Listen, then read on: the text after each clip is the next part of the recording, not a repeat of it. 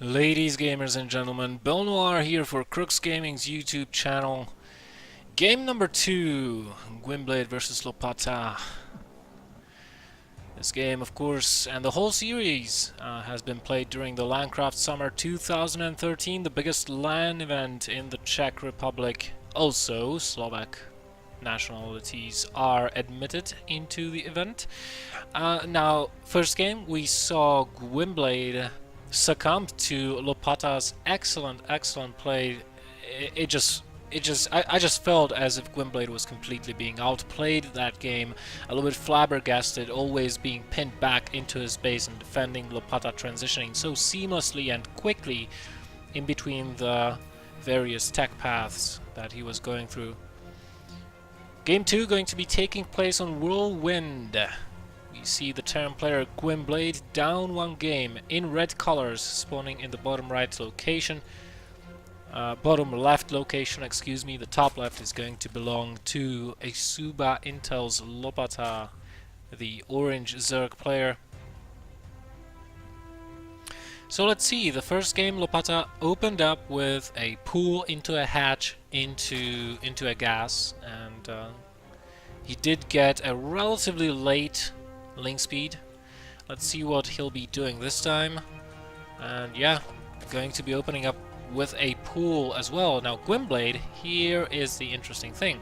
He's going to be opening up with a command center first. Let's see if he puts it on the high ground or the low ground. Looks like it's going to be put on the high ground, which is the safer option. And, you know, considering Lopata, he spawned to the north of Gwynbleidd. This will not be good news for Gwynbleidd because Lopata will scout him very quickly here, which means this drone can be rerouted towards here, and we already see that happening. Or maybe it will go back to the base and return home. Hatchery going up for Lopata at his natural base. Now, this is a very risky play that Gwynbleidd is going for, because this type of play, especially when scouted this early, is susceptible to a wide variety of all-ins. And if Lopata chooses to go for something like that, Gwynbleidd better be ready, and he better know how to adapt, how exactly he needs to react. Because if he makes one bad move, if Lopata would go for such a play, he's just dead. Plain and simple. Just like that. I don't know if you heard that, but that was me snapping my fingers. Bunker being built on the low ground immediately for Gwynbleidd as marine production is initiated. Double orbitals upgrading right now. And, well, let's see what Lopata does with his gas. He does have 50 right now. No baneling nest coming down just yet, which kind of leads me to believe that he will go ahead and get the link speed, or maybe just go for roaches. But first he needs to get his drone count a little bit higher. Gwynbleidd transitioning very quickly into a factory with no scouting whatsoever. He doesn't even know where his opponent is. Now keep in mind, this reactor here, while it's building, Gwynbleidd cannot build any marines whatsoever. He also needs to complete his wall as soon as possible to defend against any potential aggression. Keep in mind that, you know, Lopata, he did scout his opponent very early. Now, I'm not entirely sure if Gwynbleidd knows or has noticed the Overlord that saw his command center on the high ground. If he didn't, then he probably doesn't know. His opponent knows where he is. And, well, okay. There's the baneling nest. And the speed.